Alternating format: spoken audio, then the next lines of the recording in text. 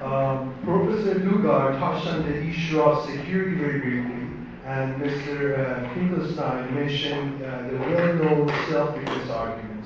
I'm interested to hear your take on these issues of security and self-defense of the state of Israel. What was security and self-defense of Israel? I didn't want to take your time with like statements about myself. I was born and raised in Iran, and I'm very familiar with anti-Israeli sentiments from Ahmadinejad type of it to wipe out the Israel off the map, and to a more moderate one like yours.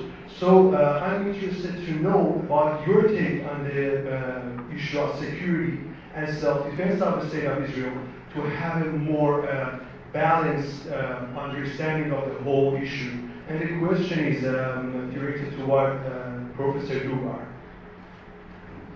The right of self-defense and security for Israel. Well, obviously, Israel has a right to defend itself and to safeguard its own security.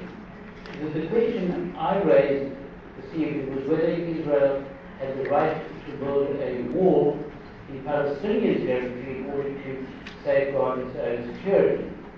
And what I said was that Israel had a right to build a wall to protect itself along the Green Line, the recognized border between Israel and the occupied Palestinian territory.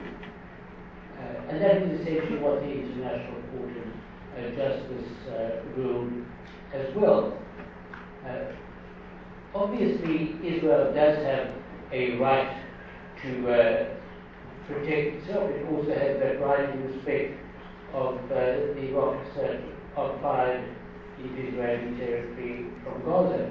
But I would just like to issue a note of warning, and that relates to the use of the term terrorism by Israel. I grew up in apartheid South Africa where white governments repeatedly won elections on the security issue.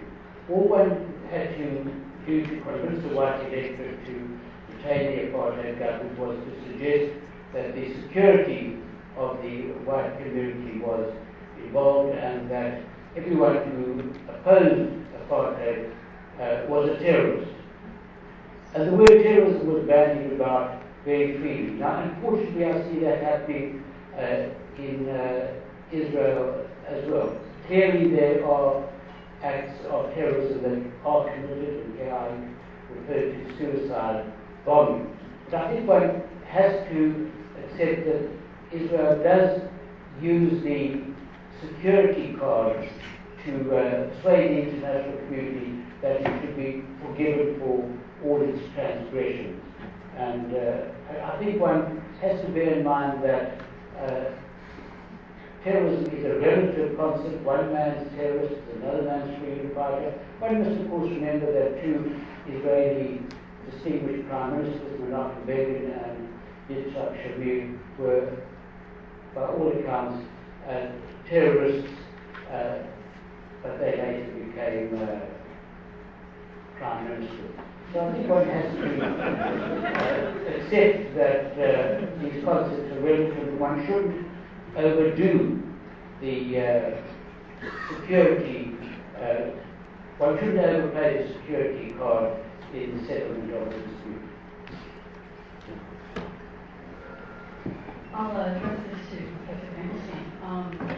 You stated at the beginning of your talk that you felt that the standard of international law was really the only standard left these days to judge the situation by. And yet, Professor Dugard went through a litany of resolutions and international court decisions that, by his own description, have been largely ignored, and in fact, the situation has grown worse and worse.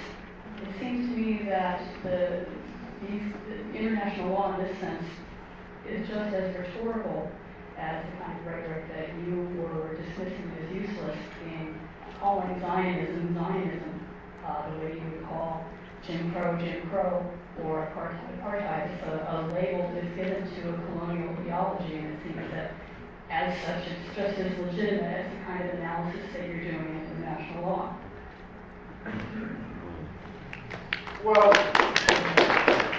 I'll tell you just as a personal note, I studied African American history in undergrad. It wasn't my major, but it was my minor.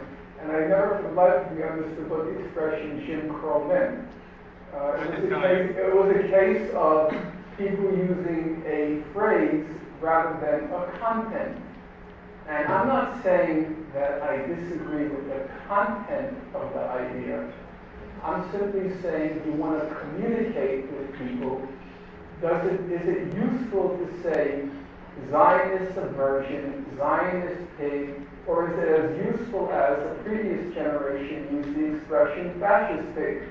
Does it really get you very far in trying to do what purportedly you want to do, namely enlightening people so they can act?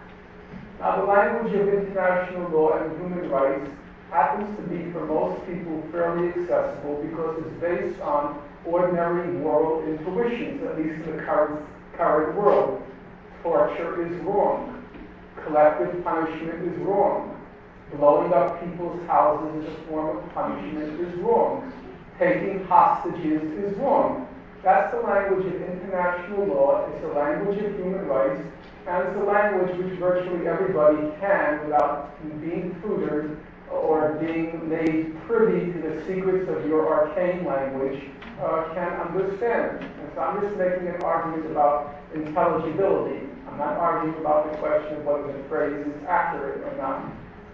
As to the statement that these international laws and resolutions, they're routinely ignored, dismissed, sidelined, marginalized. Yes, it's all true. But you see, that's our job. The expression, God helps those who help themselves. And here I think the experience of the Zionist movement is a very useful one.